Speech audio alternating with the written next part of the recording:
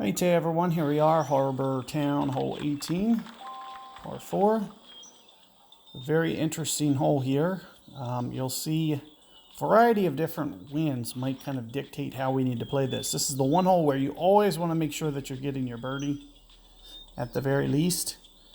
And, you know, with the shorter drivers, you may not be able to send up here. This is the one time where I might pull out a ball in this tour, and it's really just dependent upon the wind.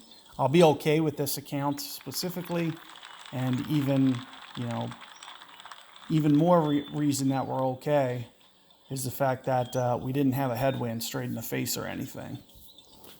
But this is the one hole where I really, and sometimes on Wolf Creek 14, especially if you have an early account and get a nasty headwind, it might be the one time that I need to pull out a loop R. It's very similar with this hole. But you can see we'll stay well within range, especially once you get to a big foot 9. You'll see that extends your range much more. And I kind of know this adjustment, so let's see if we can. So big foot 9 should be close to maybe 1.4, 1.45. So right on 5 rings here for this one. Let's see if we can't get this reasonably close. Maybe even make it. A little bit light it looks, but you can see we're in the ballpark. We missed by 3 or 4 cups, probably 0.3 of a ring or so. So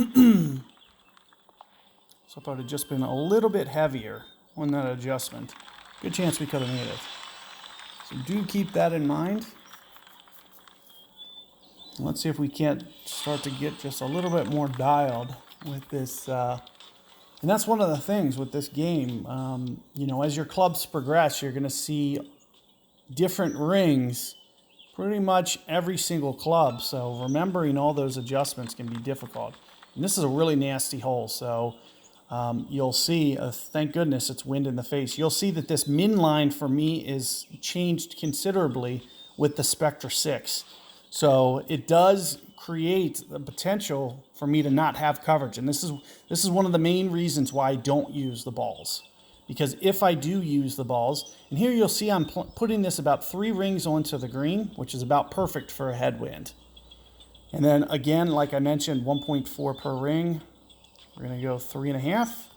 And then one of the things that I always do on this is I'll counter and try to make these bounces.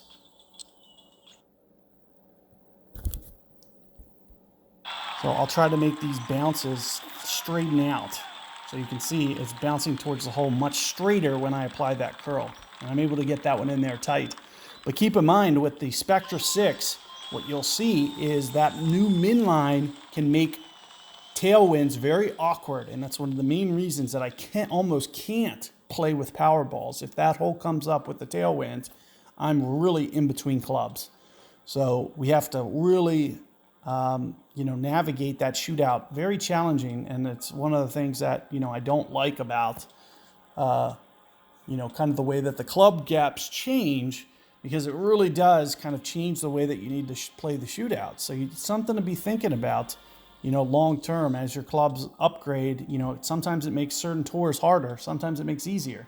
So for instance, I think my clubs are more geared for Tour 6, Tour 8 now. And Tour 7, they're almost getting a little bit tougher to play because those, you know, there's certain shootouts where the certain winds put me in between clubs now. So just something to consider. Good luck there. I'll see you guys on the next one.